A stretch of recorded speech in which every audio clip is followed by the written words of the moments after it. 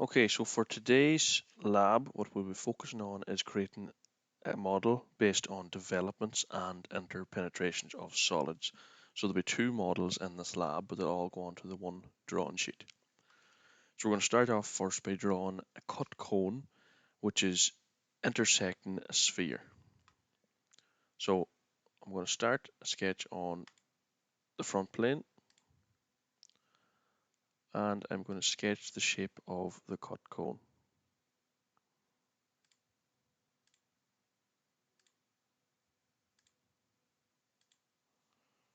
Okay, so that's the rough shape of it, and then we're going to dimension it and add a few relations as well. So what I'm going to do is hold Control, select the center point of that bottom line and the center point of the top line, and make them vertically aligned. And that means no matter how I move that now, they'll always stay aligned like that. So I'm going to smart dimension the top face to be 100. That bottom face is going to be 200. And the whole height of the cone is going to be 250. Okay, so we can see this cone now that's been cut there. What we have to do now is create that or make that into two halves, which we can then revolve to make the actual cone itself. So I'm just going to draw a line down the middle of it like that. Now I'm going to go into Features, Revolve Boss Base, select that center line as my axis of revolution. Go into Selected Contours and select one of the halves, and then make sure that thin feature isn't ticked. So it shouldn't be ticked. Alright, and that's just a cone or a cut cone. Okay, so I'm just going to stick a color on that now. And that's the first kind of half of that model done. Now I'm going to stick a sphere onto that. Alright, so it'll be penetrating through the cone. So on that same plane, the front plane, I'm going to start another sketch. This time I'm going to draw a circle.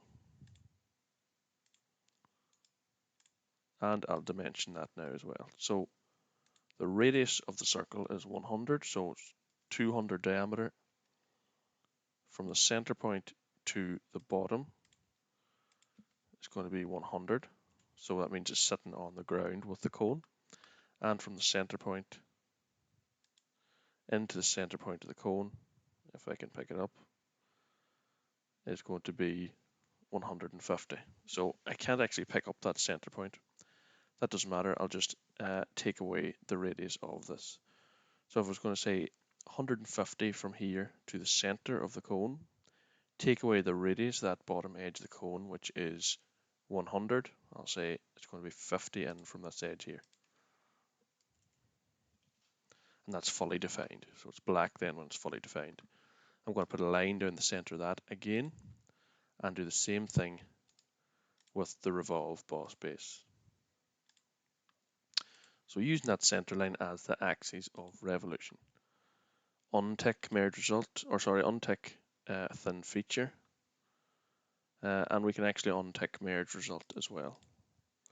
Selected contours, then select one half, and we should get a preview of it like that. And I'm just going to stick a color on that one as well. Okay, so now we can see this cone and sphere, which are cutting through each other. And we can look at the different views of that plan. We can see that curve where the sphere is cutting through the cone. And if we look into the elevation, we'll be fit to see that curve as well. So that's our line of interpenetration. Now, what we can do with this, which is nice, you don't need to show this on the sheet, but it's just if you're going out into a school and you want to show this to students, it's use this cut and plane feature or section view.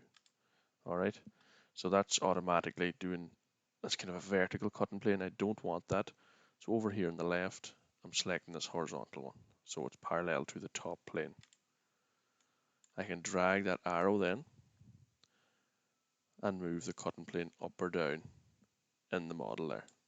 What that is allowing me to do is I can see then 2 points on this cut surface where the sphere and the cone are penetrating each other. Okay, so if I drag that up, I can get loads and loads of points where they're cutting into each other. And if I join up the points, then that gives me that line of interpenetration. That's what we're doing in the drawn questions. So in our plan and elevation, we're placing cutting planes, we're finding these points where they're cutting through each other, and we're projecting it back through the other views. So if I just, okay, now we can see that in all the different views. So if we look at that elevation, for example, we've a horizontal line because it's an edge view of the plane. We can see right somewhere on that line now, the two objects give us a point. We can see in the end view as well, somewhere on that line will get the points. But in the plan, we can see the exact points where the two radiuses intersect there. Then we'd be fit to take them points back up into elevation and over to the end view as well. So that is what we're doing in them drawn questions. And that's a handy tool just to take out on placement or out when you're qualified as well. It'll help the students visualize the questions and what's actually going on in them. Okay. So that's the first part of that tutorial done, or the lab activity done. I'll just put that back to a normal display there now.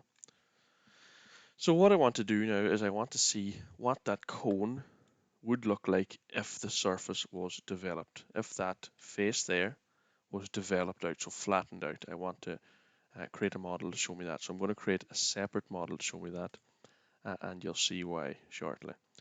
Now, save this as whatever you want, name it model of interpenetrations, and the two of them will be going on the one sheet afterwards. So I'm going to start a new part. I'm going to draw on the top plane this time.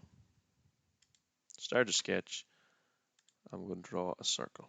So that circle, I'll just try to get it resting on the origin. Okay, so what that circle is representing is the base of that cone. So I'm going to smart dimension that, and I'm going to say that's 200. Now that's black, which means it's fully defined. If yours is still blue, what's probably wrong is that you haven't it sitting on the origin. So that's fully defined because it knows the size of it, and as well as that, it knows where it's sitting, so I can't drag it away from there. So that's fully defined. Now what I have to do is go down to the center line. I'm going to go from the center point out past the edge horizontally. And then I'm going to get another center line and draw it out past the edge slightly above that one. And I'll do the same again. And this time below it. So now I have this horizontal line, and I have a line above it and below it. What I'm actually going to do, and I should have done that at the start, but I'll do it now. I'm going to make each of these points resting on the edge. I'll just make it a bit simpler for this next step.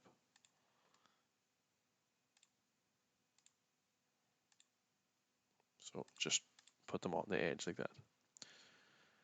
The top and bottom points, I'm going to select the both of them and make them vertical.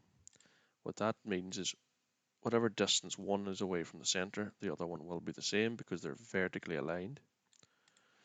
So then what I'm going to do is smart dimension from the center to either one of them, top or bottom, doesn't matter. And I'm going to make that 0.2 mil. So tiny, tiny thing. And they should be all black now, fully defined. So it'll look something like that. I want you to zoom in then to the edge of them lines, go to trim, power trim, and just drag a line through each of them like that. Okay, so now the circle is still there, but there's this gap of 0.4 mil in total. So 0.2 above and 0.2 below that center line. Okay, and I'm going to close that sketch then. Now I'm going to start a sketch on another plane, but I need to create another plane, the height of the cone. So if I show the top or the front plane like that, so just click on it and show it, hold Control and drag one of the corners up. I'm creating a plane parallel to that. Sorry, that's the wrong plane. It's the top plane I should have done. So the top plane. So I want it parallel to that. 1 second there, just to get this box on screen. So I want a plane parallel to that sketch. So it's the top plane we're dealing with. Hold Control and drag up one of the corners like that. Now I want to change the height of it to 250. And you'll remember from the last model you made, that's the height of the cone, or the cut cone, and I have that plane now. So on that top plane, I'm going to draw that top surface of the cone. So start sketch on plane 1 there. Using the same center point, I'm going to draw a circle. And I'm going to smart dimension that 100. So then I'm going to do the same steps as I did last time with the center lines. From the center, out horizontally, to the edge of that circle.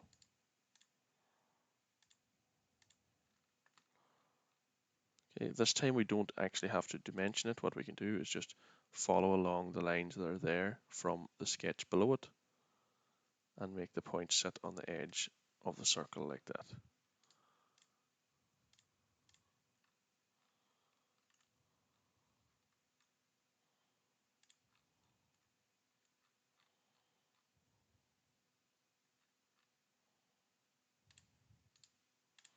So we're going to do the same thing then again, as we're going to trim out them sections there.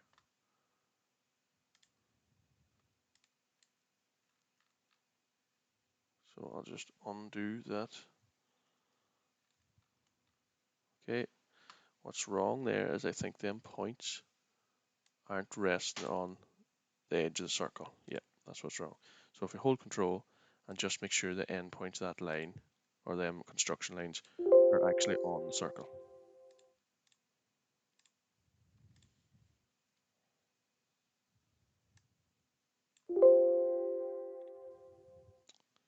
Okay, I'm not sure what's wrong here.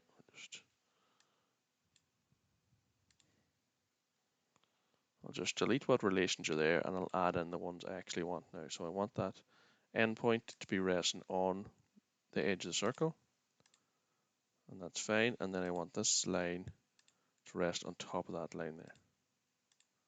So that should be fine now. And I'll do the same with this bottom one. So I'll just delete the relations that are there and make the point coincident to the edge of the circle. And I'll make the construction line collinear with the line in under it. And hopefully that will work this time. Okay, so if I go and trim now,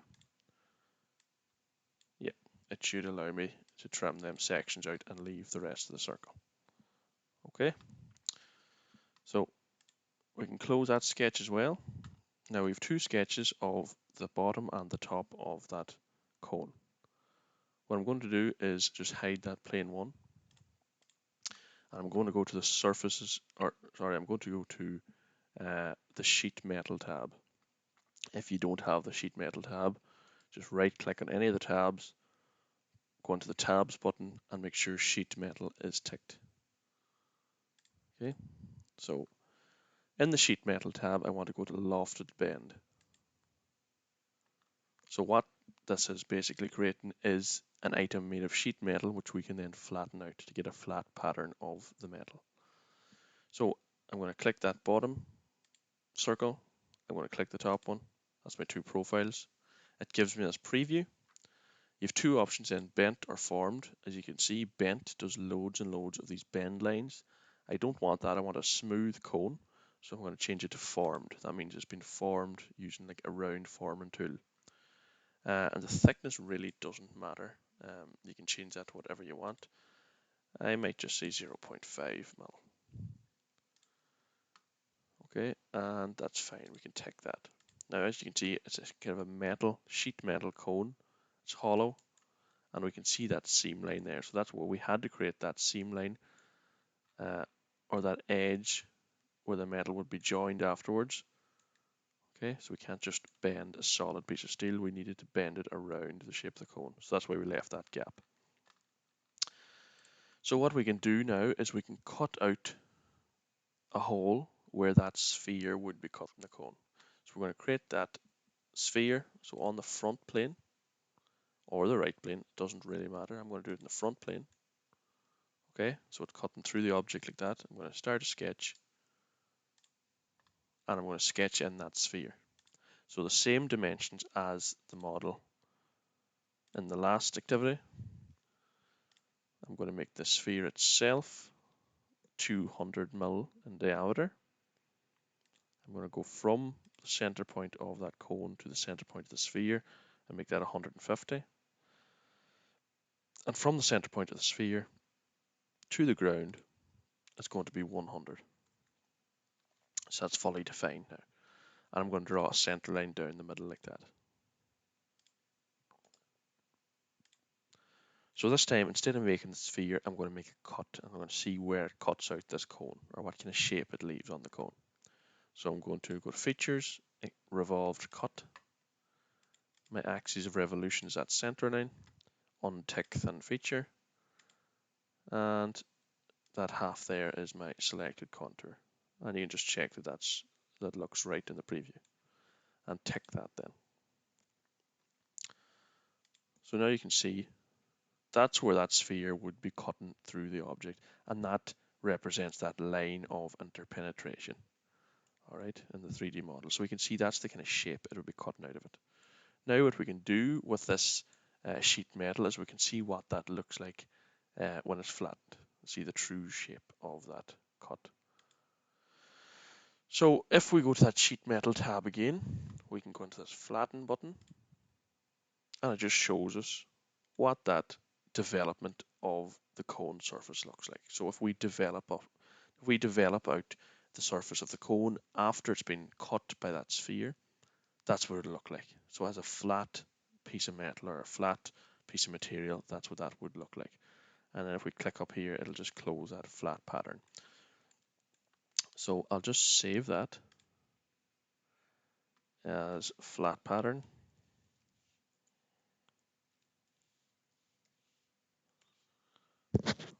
And if I go into a new drawing now, and I can insert my model, plan elevation end view, throw in a few dimensions of the model of the cone and the sphere, and maybe a pictorial view, I can add in this flat pattern model as well. So if I just click on the model and click next, okay, I have different views that I can present it in.